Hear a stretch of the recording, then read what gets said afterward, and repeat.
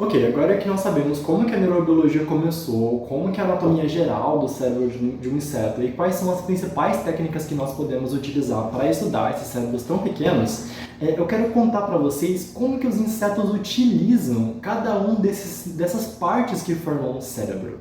E o que nós podemos aprender sobre a evolução e ecologia desses organismos olhando essa anatomia cerebral. Bom, como vocês devem imaginar, as antenas são uma das principais ferramentas de percepção do mundo para os insetos. Nas antenas, várias sensilas, sardinhas, entram em contato com um químico que está no ar, como um feromônio, por exemplo, e quando isso ocorre, as células nervosas das antenas ativam uma comunicação eletroquímica que vai ser processada primariamente nos lóbulos antenais. Como vocês podem observar, cada lóbulo antenal é composto por dezenas ou centenas de bolinhas, e cada uma dessas bolinhas é chamada de glomérulo. O interessante é que cada um desses glomérulos são massas de neurônios olfativos que são especializados em detectar um único estímulo, um único tipo de estímulo químico. Então, insetos que se comunicam bastante, se comunicam com frequência quimicamente, costumam apresentar lóbulos antenais bastante desenvolvidos. Um mosquito da dengue, por exemplo, só para a gente ter um comparativo, tem menos de 10 glomérulos. Já uma mosca doméstica, por exemplo, tem cerca de 50 glomérulos por antena, sendo que um único glomérulo é formado por 107 neurônios olfativos, que formam pelo menos 11.000 sinapses entre essas células. Mas esses insetos, obviamente, utilizam mais a visão para perceber o mundo à sua volta, né? Apesar de geralmente as baratas serem incômodas para nós, especialmente uma barata voadora, né? Esses animais eles têm cérebros muito interessantes e o mundo sensível de uma barata é extremamente complexo. Os lóbulos olfativos desses bichos têm 205 glomérulos. Muitas vezes também vários machos e fêmeas podem ter quantidades diferentes de glomérulos, ou podem ter, ou geralmente os machos, né, apresentam um maior desenvolvimento desses glomérulos, porque eles precisam encontrar as fêmeas que estão emitindo feromônios. E, além disso, o nível de desenvolvimento de cada um desses pedaços do cérebro está intimamente associado à biologia do animal. Então, besouros aquáticos, como da família Ditice, Drofilidae, por exemplo, e outros besouros aquáticos, e eles são muito característicos porque, principalmente esses besouros da família Girinidae, eles têm 4 olhos, 2 dorsais que vêm fora da água e 2 ventrais que vêm dentro da água. Inclusive, no micro-CT, se nós formos observar os lobos ópticos desses insetos, os lobos ópticos são bifurcados. O cérebro é bifurcado desse bicho, justamente porque os olhos também são. E junto com a mecanopercepção da vibração da água ao seu redor, são muito mais relevantes para esses besouros predadores. E, de fato, os lóbulos olfativos desses insetos são praticamente ausentes, porque os voláteis químicos na água não são tão importantes para esses animais. Já os libelos são muito interessantes também nesse aspecto, porque os lóbulos antenais são completamente ausentes, elas não têm. Realmente as antenas delas são muito pequenas. Nós até chamamos na entomologia de antenas setiformes. É só uma setinha que forma a antena desses animais. Isso é óbvio, né? Porque se a gente for para pensar como é que uma libélula caça, ela utiliza esses olhos gigantescos para poder encontrar a sua presa. Então, além do olfato, a visão é extremamente importante para muitos grupos de insetos. Nos olhos dos insetos, abaixo dos omatídeos, que captam o estímulo luminoso, as células nervosas encaminham e processam esse estímulo. Os lobos ópticos são compostos então por 3 neurópilos principais: a lâmina, a lóbula e a medula. E por serem regiões extremamente importantes, muitos neurônios vão enviar projeções, que são chamadas de fibras ou tratos, que são literalmente projeções de massas de projeções de neurônios, que vão ligar uma parte do cérebro à outra. E, inclusive, através da imunohistoquímica, a gente consegue ver isso muito claramente, né? Formam esses caminhos de estímulos de interligação entre as partes do cérebro. Então, neurópilos oculares têm uma intensa comunicação com outras áreas, como associadas à memorização espacial e à locomoção, por exemplo. Um dos primeiros neurópilos descobertos foram os corpos cogumelares. Inclusive, se você fizer uma pesquisa rápida na internet, vocês vão encontrar muitas imagens que mostram essas estruturas. E nós sabemos, então, que o processamento da memória e o aprendizado dos insetos acontece nessa região do cérebro. E todos os insetos possuem esses corpos cogumelares, exceto o grupo mais basal de insecta, que são os Archaeognatha. É provável que quando essa linhagem divergiu no início da evolução dos insetos, esses bichos ainda existem, né? Inclusive são as traças que vivem nas nossas casas. Essa área do cérebro ainda não havia surgido. Mas é possível, claro, que eles tenham neurônios especializados, né?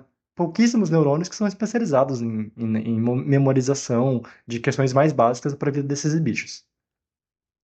E esse nome, né, corpos cogumelares, ele não é nenhuma surpresa, eles parecem cogumelos. Então são estruturas pareadas que ficam no topo do cérebro desses bichos. E eles são muito característicos porque eles têm algumas células que são muito, muito fáceis de serem observadas, que são chamadas de células de Canyon. Elas emitem projeções, essas células de Canyon, então, elas emitem projeções dendríticas que vão formar o cálice, o pedúnculo e os lóbulos alfa, beta e gama. E como eu disse, os corpos cogumelares recebem estímulos visuais e olfativos e usam todos esses sentidos para integrar a memorização e o aprendizado desses insetos. Lembre-se que uma abelha aprende muitas novas tarefas, né? Então, isso é muito importante para esses organismos. E esses neurófilos chamam muita atenção porque em insetos sociais, como vespas, abelhas e formigas, os corpos cogumelares são muito fáceis de observar e são extremamente bem desenvolvidos. Até porque eles dão voltas e formando áreas distintas que são conhecidas como lábio e colar. Mas será que o desenvolvimento expressivo dessa região está associado à eusociabilidade dos Hymenoptera? Porque, veja, abelha, formiga e vespa são insetos eusociais, são insetos verdadeiramente sociais, que vivem em colônia. Será que essa vida em colônia está associada ao desenvolvimento expressivo dessa região? Bom, a primeira coisa que eu tenho para mostrar para vocês é que ter corpos cogumelares tão desenvolvidos não são nenhuma exclusividade só dos himenópteros. Baratas, por exemplo, possuem corpos cogumelares muito visíveis. É, mas, olha que interessante esse trabalho, porque assim, besouros que são generalistas, que comem de tudo, de várias famílias de carábide, possuem essa região mais bem desenvolvida do que besouros que possuem uma dieta especializada, como essa joaninha aqui, que se alimenta somente de pulgões. Então, só para explicar para vocês essa imagem, olha que interessante isso. Aqui, na primeira imagem, é um besouro que ele se alimenta de tudo. E a gente pode ver que os corpos cogumelares desse inseto ele tem várias divisões. Já nessa segunda imagem, também é um carábide, um besouro, que se alimenta exclusivamente de lesmas, e os corpos cogumelares desses bichos são pouco desenvolvidos. Assim como os corpos cogumelares de uma joaninha, que come só pulgão. Então, a gente observa que insetos com dietas generalistas possuem corpos cogumelares mais desenvolvidos do que insetos com dietas especializadas. Além disso, se a gente for pensar na evolução dos Hymenoptera, né, vamos olhar agora para os corpos cogumelares só deles. Se a gente for parar para pensar na evolução desses insetos, de fato, as famílias mais basais de vespas, as mais antigas, digamos assim, de vespas, que aliás são vespas, todas elas se alimentam e são fitófagas, incluindo, por exemplo, as vespas da família Tentriginidae, eles têm corpos cogumelares pequenos. Mas os corpos cogumelares passaram a ser muito mais complexos nas famílias mais basais de vespas solitárias parasitoides. Então, como a gente consegue ver nessa imagem aqui, inclusive. Os corpos cogumelares dessas bestas parasitoides surgiram 90 milhões de anos antes que os corpos cogumelares de himenópteros sociais. Ou seja, o parasitismo está associado ao desenvolvimento dos corpos cogumelares e não necessariamente à eusociabilidade. Claramente, animais que precisam processar informações complexas, como olfato, visão, e encontrar e interagir com vários tipos diferentes de presas, ou encontrar suas presas em diferentes locais, como por exemplo as vespas parasitoides, que precisam localizar, memorizar onde aquela presa está, encontrar e se defender e processar aqueles estímulos visuais, químicos e olfativos, possuem corpos cogumelares mais bem desenvolvidos. Enquanto que animais que vão andar pouco, vão ter uma necessidade menor de memorizar o seu espaço, ou não tem que lidar com vários tipos de organismos diferentes, vão possuir esses neurófilos menos especializados. Bom, os neurônios dos centros nervosos relacionados à visão, olfato e memória, que a gente acabou de comentar, estão em constante comunicação com outros neurófilos, como eu havia comentado também, e Geralmente, e todas essas partes vão se comunicar intensamente com o complexo central, que é um outro neurópilo, que é formado então pela ponte protocerebral, pelo corpo em leque e pelo corpo elipsoide. Essa região ela fica no núcleo do cérebro e é um local de integração de vários sentidos. Aqui também essa é uma área fundamental para a locomoção dos insetos. E, de fato, estudos com moscas mutantes ou que é aplicado algum estímulo químico no complexo central demonstram que essa área é extremamente importante para a locomoção. Então, apesar de a gente estar começando a entender como que essa região funciona, essa vespinha aqui, ela tem explorado a importância do complexo central na locomoção há milhões de anos. Para quem não conhece, a Pulex compressa é uma vespa muito comum, porque ela é uma vespa facilmente encontrada, inclusive na nossa casa, porque ela é uma vespa parasitoide barata, ela parasita baratas. Então, ou seja, onde tem barata, tem essa vespa e tem barata no mundo inteiro. Em resumo, só para quem não sabe o que essa vespa faz, ela injeta um veneno na barata que então fica imobilizada. A barata ainda consegue se mexer, mas ela perde o instinto de fugir. A vespa então pega a barata pela antena e carrega até um ninho, onde ela deposita um ovo que vai eclodir, e aí a larva vai comer a barata viva, mas imobilizada de dentro para fora. Muito fofinha, né? Mas essa vespinha, ela injeta um coquetel de veneno em duas doses. Uma vez no tórax, e então as pernas da barata ficam paralisadas, e outra vez na cabeça da barata, mas não em qualquer parte. Ela injeta justamente próximo do complexo central. E logo, esse veneno, esse coquetel de veneno dessa vespa é capaz de modular o comportamento, a capacidade de locomoção da barata. Vocês se lembram dessas mariposas que migram para a Austrália, que eu falei no começo do nossa aula? Que partes do cérebro desses animais permitem com que elas encontrem um caminho que elas nunca percorreram? Para essas mariposas, uma visão especial obviamente está envolvida na detecção de padrões celestes. No complexo central dessas mariposas, existem neurônios que só são ativados quando um estímulo luminoso é percebido em um determinado ângulo. Então, dependendo do ângulo que o inseto vê, que pode ser uma presa passando da direita para a esquerda, no caso de uma libélula, ou uma estrela no céu que está na esquerda ou que está na direita, ou que dependendo conforme o inseto se movimenta, esse estímulo muda de posição em relação ao corpo do inseto, existem neurônios especializados que só são ativados quando ocorre essa mudança de ângulo. E é uma percepção muito útil. Bom, então como a gente viu, apesar de pequenos e somente com em torno de 1 milhão de neurônios, os insetos vivem vidas complexas e formaram grandes impérios na Terra. Mas qual que é o limite para isso? Quão pequeno um cérebro pode ser? O que acontece com o seu cérebro quando todas as suas células do seu corpo são tão pequenas que elas são menores do que um único neurônio de um ser humano? Bom, esse himenóptero, Megaphragma, é um dos menores insetos do planeta. E sim, existem menores ainda. Como será que se organiza o sistema nervoso desse inseto tão pequeno, menores do que organismos unicelulares, o corpo inteiro do animal? Bom, obviamente os insetos têm sim um cérebro, mas de um tipo muito especial. E uma das soluções mais diretas para resolver o problema da miniaturização é ter menos neurônios e neurônios menores. Então, mas essa vespinha ela faz algo ainda mais especial. Então, durante o estágio de ninfa, essa vespa ela tem cerca de 4.600 neurônios compondo seus minúsculos cérebros. Já é bem pouco, né? Então, lembrem que uma abelha tem 1 milhão de neurônios. E os adultos, eles possuem um pouco mais, então eles possuem 7.400 neurônios. Mas, para economizar ainda mais espaço e permitir o desenvolvimento dos tecidos dos adultos, durante a metamorfose dessa vespa, 95% dos núcleos desses neurônios sofrem lises, são degradados, de forma que somente 350 neurônios possuem um núcleo. Então, apesar disso, somente 350 células do sistema nervoso central dessas vespas possuem núcleo. Apesar disso, essas vespinhas são parasitoides e vivem suas vidas com muito sucesso.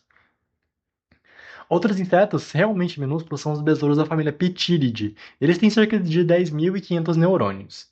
Será que um cérebro tão pequeno é capaz de aprender alguma coisa nova? Bom, esse estudo de 2019 demonstrou que eles são sim capazes de serem treinados a associar uma condição ambiental a um feedback positivo. Ou seja, eles são capazes de aprender, memorizar. No caso desses insetos, o cérebro, na verdade, ocupa mais espaço em relação ao tamanho geral do corpo do que em uma abelha, por exemplo. Inclusive, o cérebro desses insetos, ele extravasa a cápsula cefálica, ocupando até parte do tórax. Bom, primeiramente, se vocês fossem estudar como que os neurônios se comunicam e como os animais tomam decisões, o que é mais fácil? Começar a estudar um cérebro de 86 bilhões de neurônios ou um cérebro de 3.000, como uma mosca? Então, é bem mais fácil estudar os insetos. Os insetos, então, eles fornecem a base para a gente poder estudar de uma forma muito mais direta, muito mais fácil e acessível à neurobiologia, entender como que os animais processam a vida ao seu redor. Pessoal, só para finalizar, eu quero deixar vocês com uma pulga atrás da orelha sobre esse assunto. Onde será que nós observamos todo o avanço dessa área nos últimos 150, 200 anos? Mas onde será que essas tecnologias e o desenvolvimento atual tecnológico, computacional, vai nos levar daqui a 200 anos? De várias formas, o processamento de redes neurais de IA são análogos ao processamento por neurônios. O estudo de 2024, que inclusive usou IA como um passo inicial para mapear todos aqueles neurônios do cérebro de uma mosca em 3D, que eu mostrei para vocês, o conectoma, né?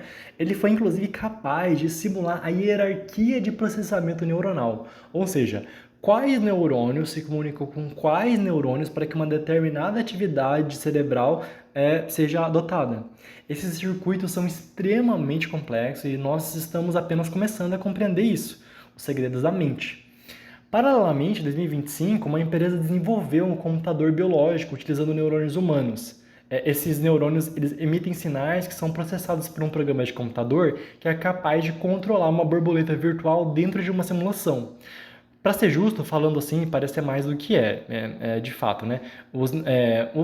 Realmente os neurônios eles estão interagindo de forma muito simples com o programa de computador. Ele não está controlando a borboleta ali dentro, ele está processando o estímulo que controla a borboleta. Mas isso é real, é uma máquina feita de neurônios humanos. Pessoal, então como a gente viu, esse é um assunto bem extenso, né? Eu queria deixar realmente registrado essa aula somente para mostrar para vocês um tipo de pesquisa que eu tenho desenvolvido e como que é interessante estudar cérebro de insetos, né? É um assunto que praticamente as pessoas não conhecem.